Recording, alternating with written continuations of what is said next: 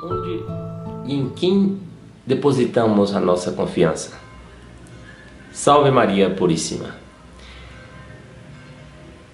Havia um jovem, filho de um rei, e vivia num palácio esplendoroso, onde tinha comida em abundância, suculentas, onde vivia em paz, uma paz que reinava, onde tinha músicas que fazia levitar, de tão bela que soava nos ouvidos. Havia também água que não faltava, e havia alegria, felicidade. Tristeza, nem de dia nem de noite. Rancor, nunca. O que tinha? Tudo de bom, tudo aquilo que o homem sonhou, no lugar, nas pessoas. E vivia neste palácio um rei e seu filho. Esse filho então disse ao seu pai: Pai, desejo que outras pessoas possam vir habitar conosco aqui nesse palácio, nesse esplendor. Então o pai aceitou. Só que o pai aceitou com algumas condições. Que condições são essas? O pai aceitou que aqueles que teriam acesso a esse reino deveria ter as mesmas características do seu filho. Quer dizer que o pai disse: eu aceito quantas pessoas você quiser colocar aqui para viver conosco. Só que essa é a condição: que quando eles batem na porta, ou eu daqui possam ver de longe a eles, que eles possam ter a mesma característica sua. Quer dizer que eu possa ver você neles. O filho então aceitou, porque esse era o desejo dele. O filho então saiu do palácio e foi ao encontro. Esse palácio ficava em uma cidade linda, como em uma colina rodeada de árvores lindas. O filho foi então ao encontro dessas pessoas, desses convidados para participar dessa alegria dele. O filho foi e foi ensinando as pessoas, educando-las, dando a elas aquilo que era próprio dele. Agora eu pergunto para vocês: quem é esse pai? Quem é esse rei? Quem é esse jovem? Esse jovem é nosso Senhor Jesus Cristo. Nosso Senhor, que neste domingo, e aqueles que foram à missa, ou à celebração da palavra, devem ter escutado o Sermão da Montanha. Nosso Senhor, que nesse Sermão da Montanha continua, e de modo primordial, dá aí toda uma lista das características que ele possui. Porque nesse sermão, o que vai dizer? Felizes os pobres, porque deles é o reino do céu. Felizes os que choram, porque vão rir futuramente. Felizes os perseguidos por causa da justiça,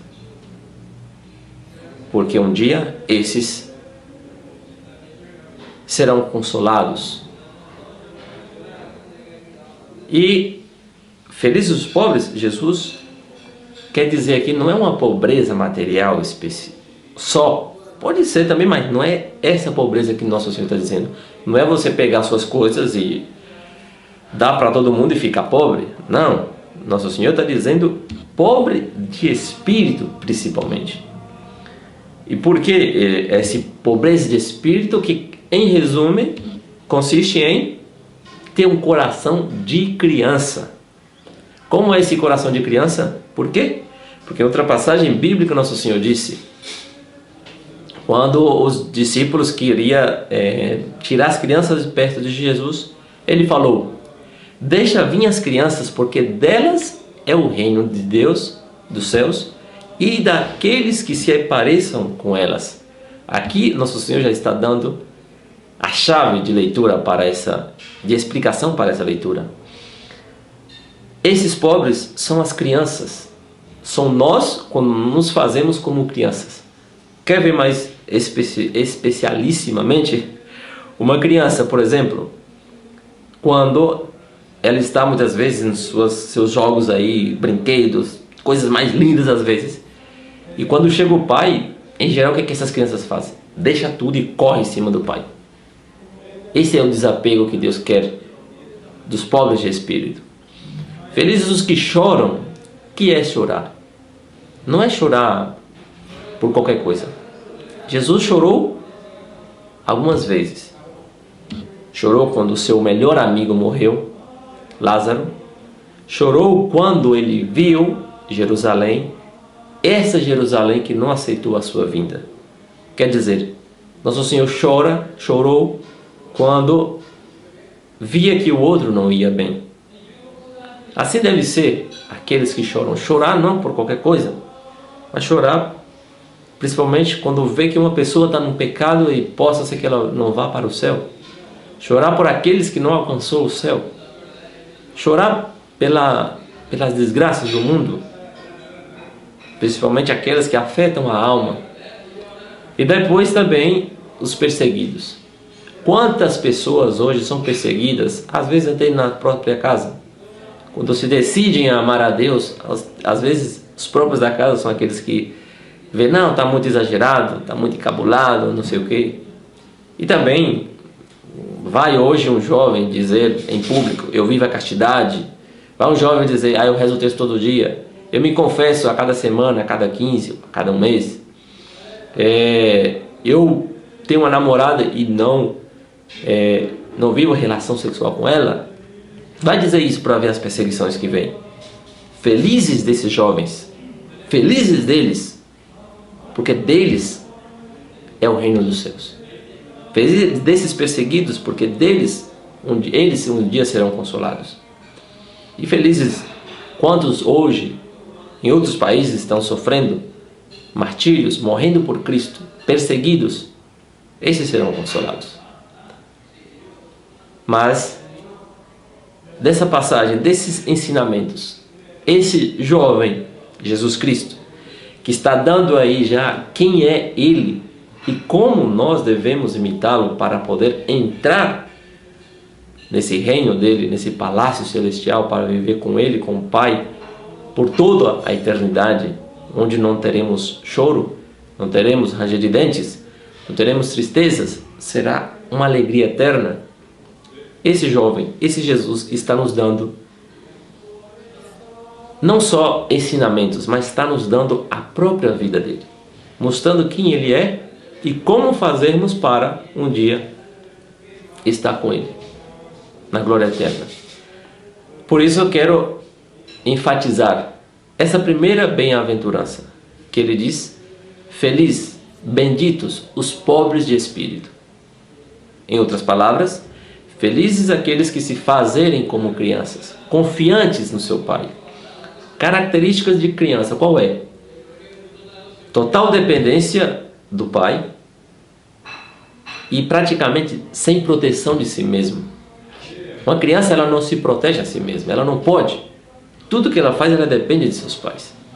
Por isso Deus nos pede, nos reclama essa confiança a Ele, para poder assim não confiar em nós e sermos muitas vezes ficar tristes porque confiamos em nossas forças, caímos e queremos choramingando.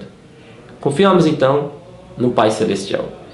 E quem são essas pessoas que confiam em Deus em toda a sua vida? A resposta, te recomendo muito, está no Salmo 1. São aqueles que, como uma árvore plantada à beira do caminho, do rio, nunca morre. Suas folhas não se secam, frutos dá todo o tempo. Por que digo que não morrem? E você pode pensar, mas então pessoas já morreram e era muito devota e tudo mais. Essa morte só foi para essa vida. Ela agora passou a viver mais ainda na plenitude do céu. Por isso, te recomendo, crescemos nossa confiança em nosso Deus. Crescemos nosso amor a esse Jesus que deixou a casa do Pai, o palácio celestial, veio até nós para levarmos a Ele e viver eternamente com Ele no céu.